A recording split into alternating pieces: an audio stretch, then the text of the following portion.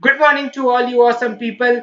I welcome you all on our YouTube channel JPSC Simplified. Let's crack JPSC. So, in today's lecture, we will continue with the Land Acts of Jharkhand. In the earlier lectures, we have completed the Santhal Pargana Tenancy Act of 1949 and we have also seen the introduction portion of Chota Nagpur Tenancy Act of 1908.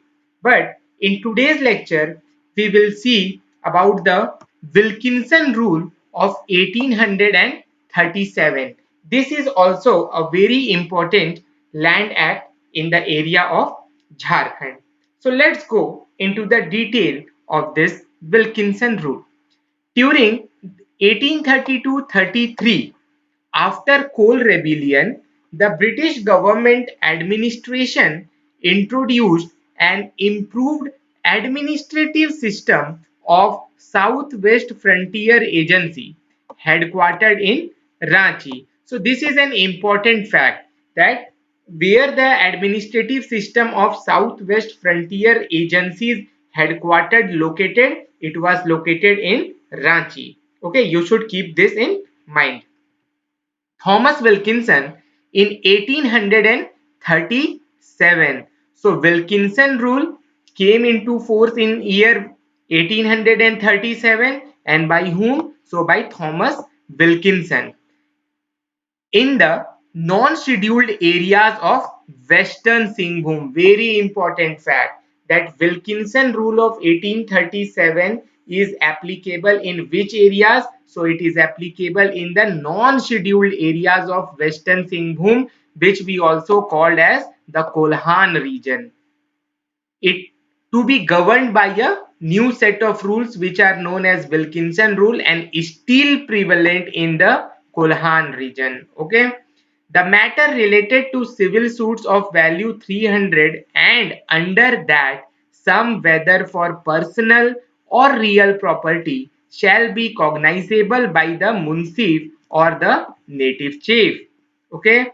Now the system of government through the traditional Ho tribal heads to bring peace to the villages and maintain order. Okay, so what is this Wilkinson rule? Wilkinson rule is basically the traditional Ho tribal system of governance. Okay, to maintain law and order in the villages. The Manakis, recognized as the police heads of their circles and collectors of government dues with powers to deal with petty civil and criminal cases. So who are the officials under this Wilkinson rule? So the officials are named as Manakis. They are recognized as police heads of their circles and collectors of government dues with powers to deal with petty civil and criminal cases. So this is very important fact. You should remember that who are the officials who maintain law and order under the Wilkinson rule. So they are known as the Manakis. And this Wilkinson rule is applicable in which area? So it is applicable in the Western Singhbhum area, or you can say the Kolhan region. And what is this system of the Wilkinson rule? So it is a traditional Ho tribal governance in the villages to maintain law and order. Okay. Now, no stamp paper shall be required for any petition process pleading. So it is just like an what panchayat system. For this purpose, no stamp paper is required. Okay. Now the next point is the proceedings shall be recorded in Hindustani and in Bengal portion in the Bengali language. Very important. The proceedings in this system, it will be recorded in the Hindustani language and in the Bengal portion in the Bengali language. Okay. So a potential question might be asked to you that under your Wilkinson rule or the Munda Manki system, proceedings will be recorded in which language? And four options will be given. So you should remember that in the regions where Hindi is dominating, In Hindustani language it will be recorded, and in the Bengal portion it will be recorded in the Bengali language. Now, why this Wilkinson rule was brought into, or what was the objective of this Wilkinson rule? So, to preserve the paternal governance system through the village communal system, this Wilkinson rule was brought. Okay, why it was brought? To preserve the paternal government system through the village communal system, this Wilkinson rule is brought down. Because see, there is very variations between the Dikus, or the people, general people who are in the mainstream, and the tribal social culture. So to govern the tribals according to their social culture, this type of indigenous laws are brought by the government, and in that continuation only Wilkinson rule of 1837 was brought. Okay, now the next point is, neither the High Court nor the Judicial Commissioner could interfere in civil matters connected with Kolhan, so as long as these rules are not superseded by the formal extension to it by the Civil Courts Act and the Code of Civil Procedure. So this is also a very important point, that until and unless by the law we supersede this Wilkinson rule, the High Court cannot interfere in the civil matters connected to the region of Kolhan. Okay, now let's move to the next point. This introduced tribal Munda Manki system of governance through the tribal custom. So a potential question might come to you, that in which area Munda Manki system of governance is applicable. So in the region of Kolhan, or the Western Sinbhum district, Munda Manki system of governance is applicable. Okay, so this was all about the Wilkinson rule of 1837. You have seen, and now we will move to the other small land acts. The major three land laws that you should know are the SPT Act of 1949, the CNT Act of 1908, and the Wilkinson Rule of 1837. And there are some petty land acts in the area of Jharkhand that we will just have an overview of. Okay, and in that sequence, the first one is the Kolhan Civil Justice Regulating and Validating Act, and it came in the year of 1966, and again this was brought in the year of 1978. Just remember the years. Okay, the Bihar Scheduled Areas Regulation Act of 1969, a regulation to make certain provisions and to amend certain laws in their application to the scheduled areas in the state of Bihar for peace and good governance of the area. This Bihar Scheduled Areas Regulation Act was brought in which year? It was brought in the year of 1969. Then in the year 217, right to fair compensation and transparency in land acquisition, rehabilitation and resettlement act was brought. Okay, just you remember the years from this land act, that will be sufficient. Now we will study some of the other state land acts also. In the prelim syllabus, if you see, apart from the land acts of Jharkhand, it is also mentioned that land acts of some of the other states which are nearby the state of Jharkhand, they could ask you. So some of the important points that you should remember, we will look into. Okay, so first we will cover the state of Bihar. So in Bihar, land arrangement during British was of three types. Okay, so land was divided into three types. They were, number one, the permanent settlement, which was brought by Lord Cornwallis. You may have studied in the modern Indian history that permanent settlement in the year 1793 was brought by Lord Cornwallis.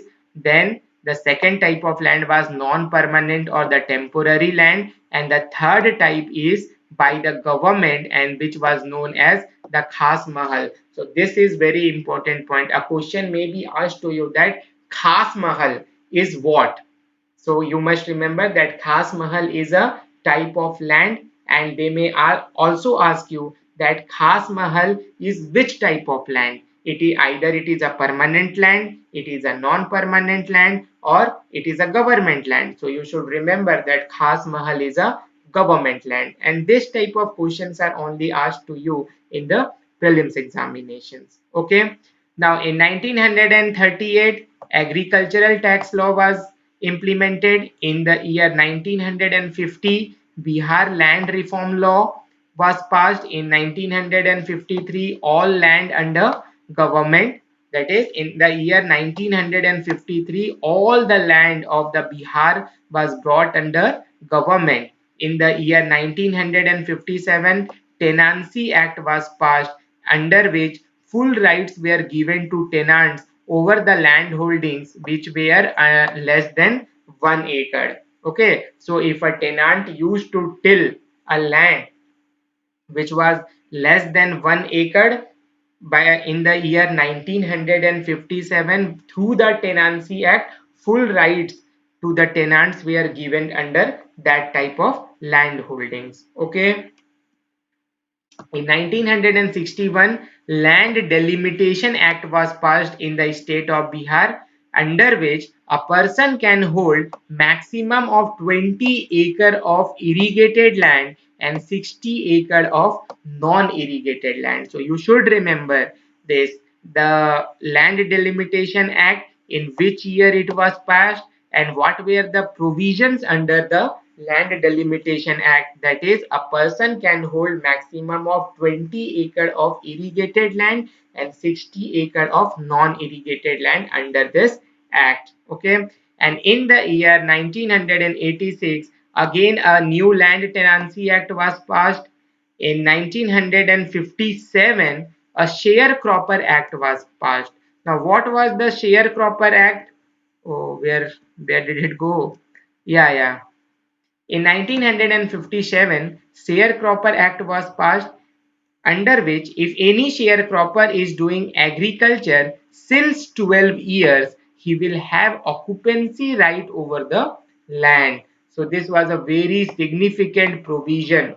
What was under the Sharecropper Act, that if any sharecropper is doing agriculture since 12 years, he will have occupancy right over the land. Okay. But in the year 1970, an amendment was brought to this Sharecroppers Act, under which if any landlord has occupancy right over 5 acre irrigated and 10 acre non-irrigated land, or if he or she is blind, widow, paralyzed, unsound, army men, then sharecropper won't have occupancy right over such land. So you must remember the Sharecropper Act in the original form what it said, and in 1970 an amendment was brought, and what was the provision under that amendment. Okay. Now after Bihar, let's proceed to the area of UP. In UP, Land Revenue Act was passed in the year 1901. In 1926 and 1939, UP Tenancy Act was passed. In the year 1951, Jamindari Elimination and Land Reform Act was passed. Farmers, they were categorized into four categories in the Jamindari Elimination and Land Reform Act. They were Bhumidhar, Surdar, Asami, and Adivasi. So this you should remember, that a question may be asked to you that under Jamindari Elimination and Land Reform Act, farmers were categorized into how many categories? So they were categorized into four categories. How many? Four categories. Now, amendment was brought to the Jamindari Elimination and Land Reform Act in the year 1954, 1956, 1958, and in 1977. Okay. In the year 1953, land consolidation was done. In the year 1960, land delimitation law was passed, and in the year 2016, new revenue code, that is under which ST can transfer his land with permission from agency, was brought. Okay, in the year what? In the year 2016. So this was sufficient from the point of view of Uttar Pradesh. Now we'll move to Madhya Pradesh. In the state of Madhya Pradesh, during British rule, two types of land were there. They were categorized as Ryotwari and the other was Malguzari. From the Malguzari, it is the resource revenue collection. Okay, Ryots were not allowed to transfer their land to others through success, though succession was allowed. That is, they were not allowed to transfer their land to others, but in their own generation, succession was allowed. In the year 1951, Land Reform Act was passed, and through which the end of Jamindari system took place. In the year 1959, Land Revenue Code was passed. In the year 1953, Gram Panchayat law was passed, and in the year 1960, Land Delimitation Act was passed. Okay, so this was all from Madhya Pradesh. Now we will move to West Bengal.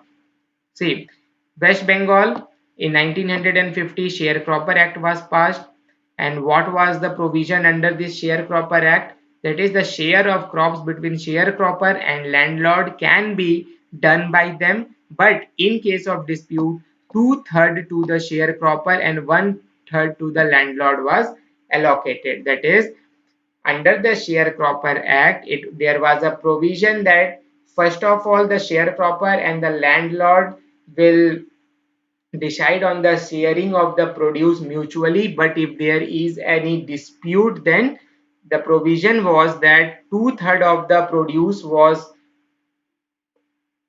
given to the sharecropper and one-third to the landlord. Okay.